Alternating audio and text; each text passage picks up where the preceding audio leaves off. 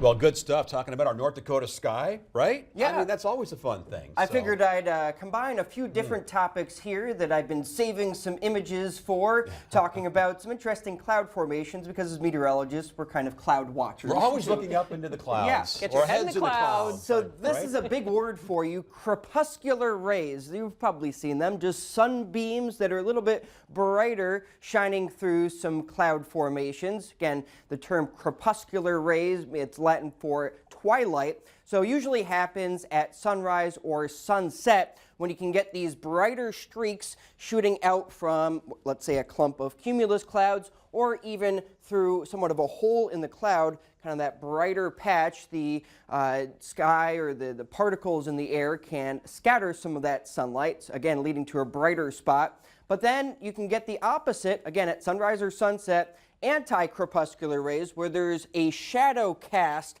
on the horizon. So you have those brighter spots, but there's clouds on the horizon to block that sunlight, and you get the anti-crepuscular rays. So here's a schematic showing those rays of the sunlight being blocked by high objects. And cities, you can sometimes get them with buildings, but usually it's going to be clouds on the horizon that, again, can lead to those darker patches, the anti-crepuscular rays, but you can really notice those lighter beams shining through the gaps, crepuscular rays.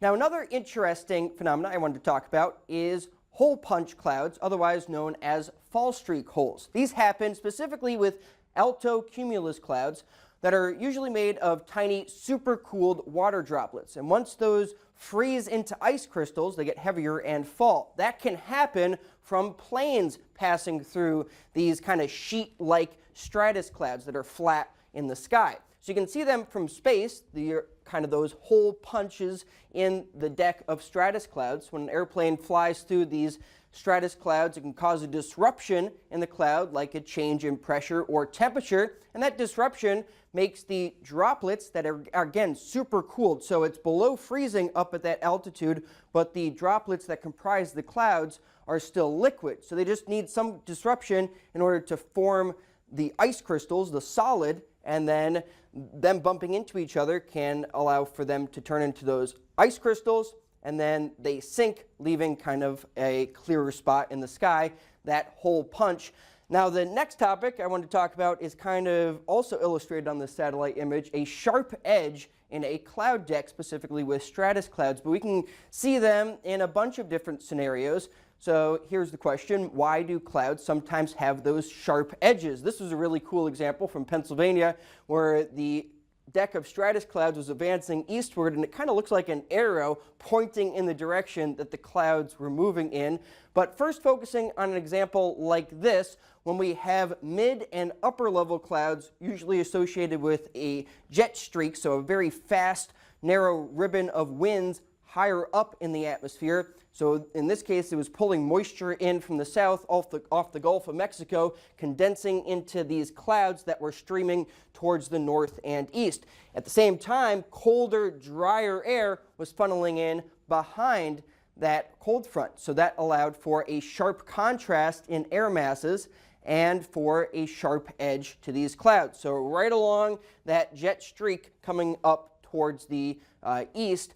So with the example here, these mid and high level clouds, again being transported and going very fast from the southeast to the southwest to the northeast, and you can have the sharp contrasting difference in air masses to see that sharp edge to our clouds. So having that moisture pulled into a different region, and then the drier air coming in behind those clouds, separating the two air masses. So it can kind of cast a shadow too on the landscape when we have this occurring at sunrise or sunset. So all of this moisture forming these clouds just coming in a straight line from southwest to northeast along the subtropical jet stream, and that casts a shadow when the sun is rising in the east onto these lower level clouds as well as onto the ground. Again, that sharp kind of linear edge to the clouds is pretty cool to see on satellite imagery.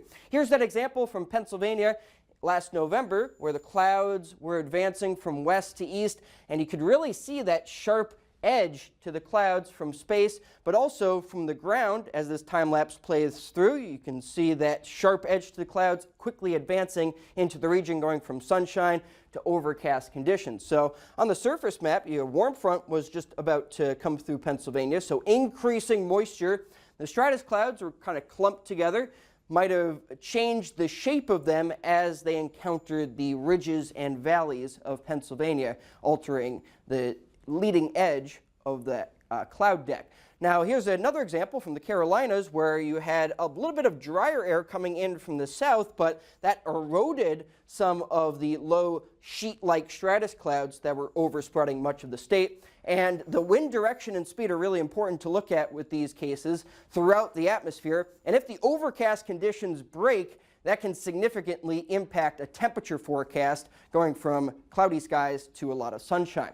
So here's a couple more pictures of that sharp edge to a cloud. And these, again, usually happen with stratus clouds or altostratus clouds at different levels of the atmosphere. Strato is Latin for layer, and that's what they resemble in the atmosphere. They form in relatively stable air where there's weak vertical movement, but just enough to allow for some cooler air to, warmer air to rise and then cool down and condense into clouds so that moisture can condense evenly and form those clouds at a specific altitude. The entire cloud can then be transported across from one region to another, but dry air next to the cloud or moving in behind it can allow for the sharp edges. So there's more moist air here compared to the drier air where there's more sunshine. You also need to consider that Earth's surface is heated unevenly by the sun, so as air rises, it'll reach that LCL, the lifting condensation level, at different points depending on the area, like bubbles of steam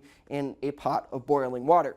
So these stratus clouds can linger for long periods of time. They form in stable atmosphere, can happen under high pressure sometimes. You have to watch satellite imagery carefully to see where areas of overcast will be compared to sunshine with that gentle lifting motion. The air is not rising quickly enough to dissipate the cloud like we see with convective thunderstorm clouds that can move on from a region, and they often occur over cool surfaces, leading to a constant supply of moisture that replenishes the cloud as it slowly drifts along. So some interesting things we can see in the sky. Just wanted to talk about them here on Morse Code of Weather.